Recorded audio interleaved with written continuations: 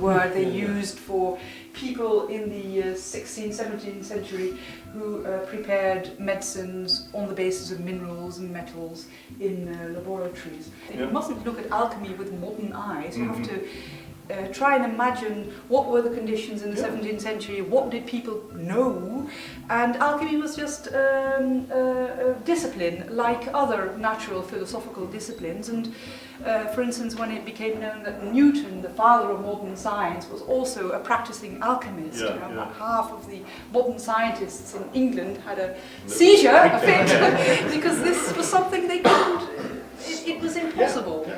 Now we come to one of the most controversial iatrochemical medicines of all times, which is antimony. Yes. Ah, great. And this is an antimony cup, again a loan from Museum Boerhaven, and it's a great piece of material culture. I was in London on Saturday. Oh, did you went? Did you? You went to the exhibition? The exhibition and the AGM of AMBIX, the Society for the Study of Alchemy and Chemistry. Yeah. And there were a few great talks, and one of them was on material alchemical culture. And something I didn't know, you know, and you all know, as you all know, is that crucibles, anyone using a crucible, well, everyone used a crucible in their laboratory, but there were only 2 production centres in Europe. Was it Marcos Martin Torres? Yes! Yeah. Great talk! It sounded like a Marcos talk, yes. Exactly. Yeah. And he showed, and he had these crucibles also, and he said, well, there were 2 production centres, and this is Bavaria and Hessen, and you can actually still distinguish between the 2. Yeah. And anyone practicing alchemy in the Republic, but elsewhere in Europe, got their crucibles from Hessen or Bavaria.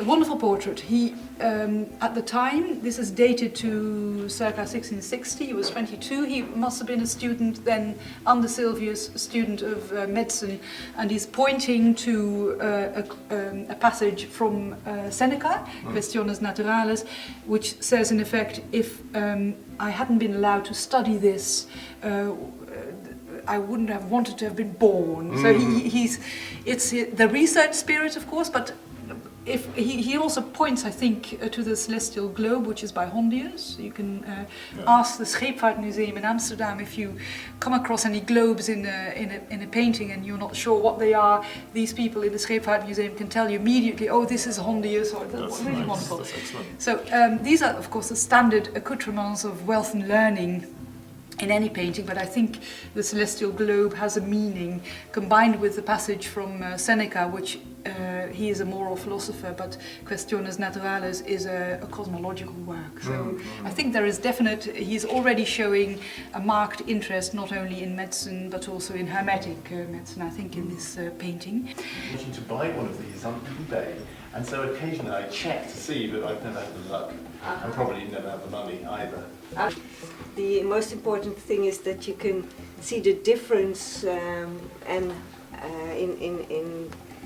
kind of books. Only 1 manuscript now, mainly printed works, and you can see that alchemy is, the books on alchemy are the books that are most illustrated of all the books we collect. The philosophical books are not so intensely illustrated, but the alchemical ones are, and that's we are writing a book on it. But that's really interesting. How the manuscript culture sort of gets lost, and then people recreate it from the printed. For this image, by the way, we haven't found a kind of voorlage, no model. No. But this is an amazing one. There's so much there, isn't there? Really, there is. Yeah, and curious glyphs like this one here. It looks almost like a monad, with rabies there. It's sort of, but this different. Instead, it's sort of more the. That's more the sort of 33 of Cinnabar. If you turn it on its side, you know how Cinnabar is that glyph. No. Oh, okay. Well, the glyph for Cinnabar looks like 33, and so if you. That's almost as though, and Cinnabar is of course mercury and sulfur, so presumably if you only have 1 3, that's sulfur. So maybe that's why it's the Rabis, it's the Mercury and the Sulphur combined. It's tortured reasoning, but I find it very interesting. There. The first Batman is over there. Did you say the first Batman? Yeah, first Batman. Wow! It's The first Batman. It's silly. This is the Rosary of the Philosophers, the first Batman. You doomed me now. Every time I teach this now, I'll be saying it's the first Batman. Well, But, yeah, I was chatting with you about the snakes. This is the one coming from the cup.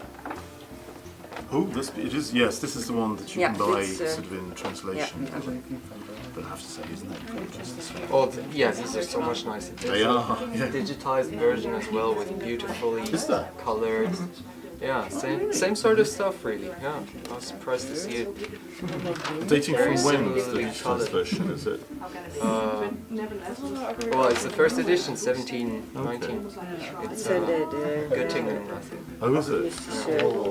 broer en zus. Of, Very nice. Yeah, this one's so Meestal famous. praten Yeah, en me zo. too. Isn't that an Italian book? I think it is, isn't it? Might be as well, proces yeah. moeten uitvoeren. And these curious attributions where the different, I mean these because they're both ruled by Venus. There's Venus. These are both ruled by Mars. So there's Mars.